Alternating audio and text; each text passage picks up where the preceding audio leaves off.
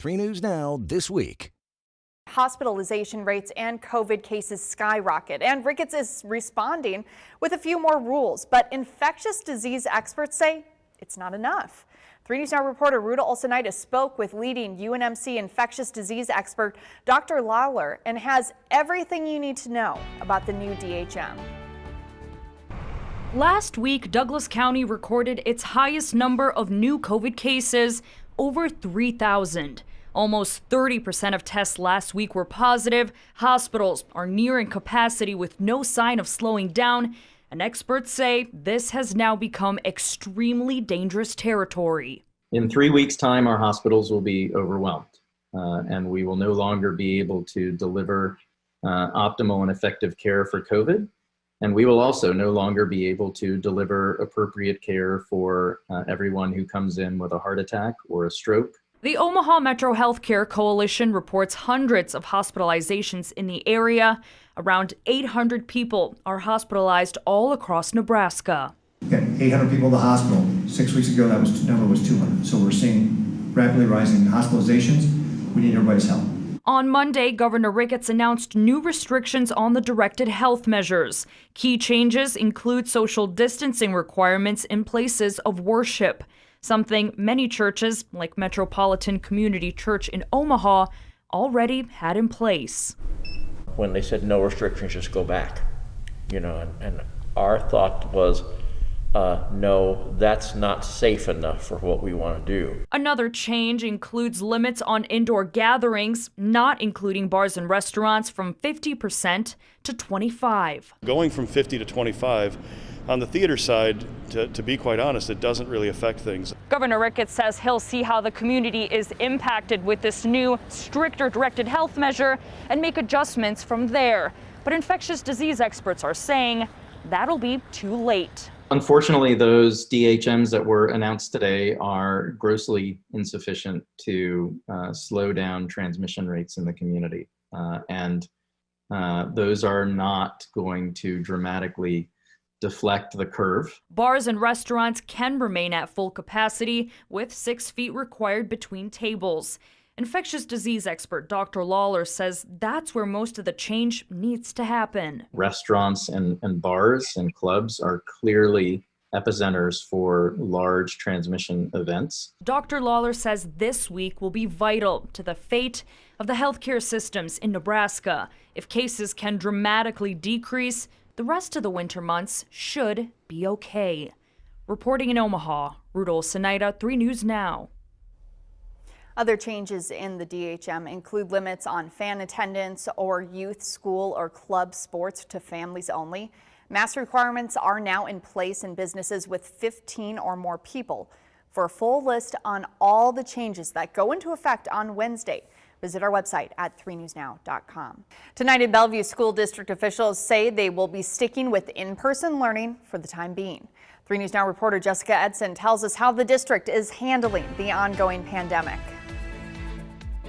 As coronavirus case numbers continue to go up in Nebraska, the Bellevue Public Schools say those cases have really only made their way into one building. We only have one that I call kind of a warm spot, not a hot spot yet, but something we're watching at Wake Robin, just because of the number of teachers and students at that building recently. And so we'll continue to watch that building and make adjustments as needed. Last week, across the district, there were 12 cases of coronavirus among students and 15 among staffers. Over 200 students were in quarantine last week, having come into contact with someone who was positive. But the superintendent says these cases are coming from the community spread outside of the schools. Unfortunately, outside of schools, that's something we can't control, but that's where we're starting to see a lot of cases where it's family events, weekend activities. At this time, the district says with the low number of cases being traced back to school buildings, they don't feel the need to go virtual. 50-50 plan does not, the only thing that does provide us is more social distancing amongst our students. But again, because we're not seeing the community or building spread, it doesn't really help reduce the number of cases we would have because of the cases happening outside of school. The district says they have plenty of PPE and are planning on welcoming back around 500 students who previously had opted into virtual learning into the buildings next semester. Reporting in Bellevue, Jessica Edson, 3 News Now. Now, the district did say if they see a large number of staff going into quarantine, they could have to go to virtual learning temporarily. And as hospitalization cases skyrocket, Nebraska Medicine says it has an urgent need hiring for PPE extenders. These employees will help ensure frontline health workers are using personal protective equipment properly. Nebraska Medicine says a COVID positive patient has never passed the virus on to a healthcare worker, and they say they plan on keeping it that way. You've never seen people's faces light up so much when they see help. And when they see someone there that their whole purpose is to keep them safe, they're just very appreciative of any new staff coming in. Because the frontline workers will often be in a rush to an emergency, it's helpful to have someone to make sure all the PPE is being worn properly. They'll also make sure the equipment is properly disinfected, stored, and stocked. There are 20 open positions for this, and you can find them at nebraskamed.com/careers. And prior healthcare experience is not required. Less than 24 hours after the Omaha City Council voted to extend the city's mask mandate until February, 2 anti-mask billboards were spotted in Omaha near the corner of 132nd and Millard Avenue and at 144th and Industrial Road. Many snap photos of the signs which stated, "It's not about a virus, it's about control." Some on social media encouraged others to call Link Media Outdoors, the company which owns the billboards, to demand the signs be taken down. And almost as quickly as those social media posts went up, the company which had approved the billboards took them down. I do. I can confirm that. They have been taken down. Both the digital and the static was taken down. The billboard appears to have been funded by a group which calls themselves No Mask Omaha. Their founder posted about the billboard a few days ago on the Parler app asking for input from followers. 3 News Now has reached out to the group for comment, but has not been able to make contact with them. These billboards make their appearance with Douglas County reaching a positivity rate of 29.2% last week and hospitals filling to 86% occupancy. Physicians at Nebraska Medicine, who have been urging the community to take the virus more seriously for months, say this. In light of the current surge in COVID cases and hospitalizations that are overwhelming healthcare resources, we find the statement not only to be blatantly false, but also irresponsible and dangerous. Reporting in Omaha, Jessica Edson, 3 News Now. These nursing students at Clarkson College are training to be out in the field. Out in the field meaning right next door, where Nebraska Medicine is located. We have a close clinical and education affiliation with Nebraska Medicine. Vital signs every 5 minutes until stable. Out of approximately 1,200 students at the college, 75% are in nursing, a field not only in demand right now, but a field desperate for more help. It's a trend that I've seen over the past 10 years, and then the pandemic has accelerated that need. The state has allocated $40 million of CARES Act funding to help with staffing in area hospitals.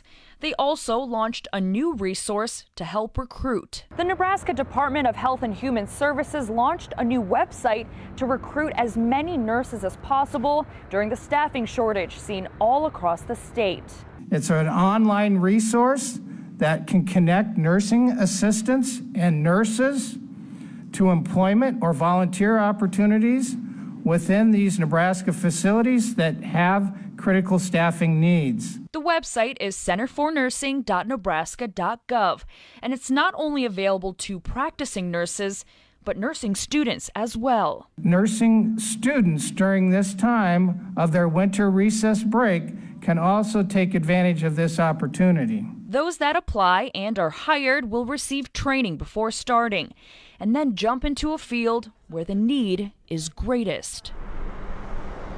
Reporting in Omaha, Rudolph Sinaida, 3 News Now. Looking at the numbers in Iowa now, health officials are keeping a close watch on disturbing trends.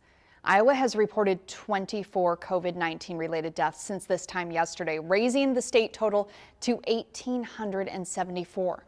There are also more than 4,000 new cases, pushing the number of Iowans infected to more than 161,000.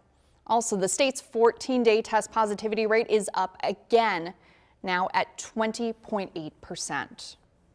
Governor Reynolds points to rising COVID-19 hospitalizations and says the time is now to issue more restrictions. At a news conference today, she detailed what the public health emergency that goes into effect at midnight will include for the next 30 days and why Iowans need to step up for each other.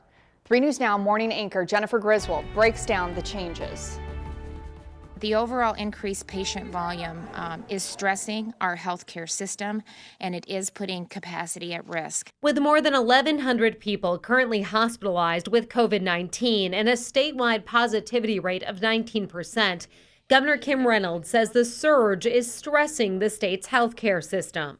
The situation has the potential to impact any Iowan who may need care for any reason, whether for COVID-19 or for some other serious medical condition.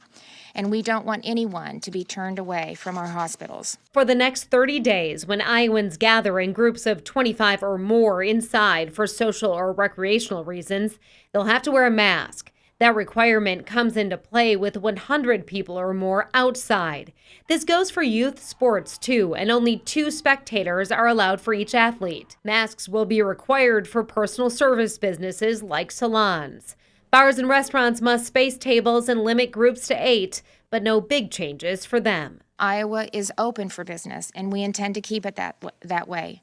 That's why it's time for these additional mitigation measures. But it will take all of us doing everything we can to stop the spread of the virus and keep it at a manageable level that we can live with.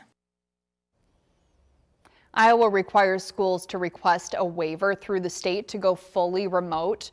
The Department of Education director says today they've had 24 requests with 3 more in the process of review.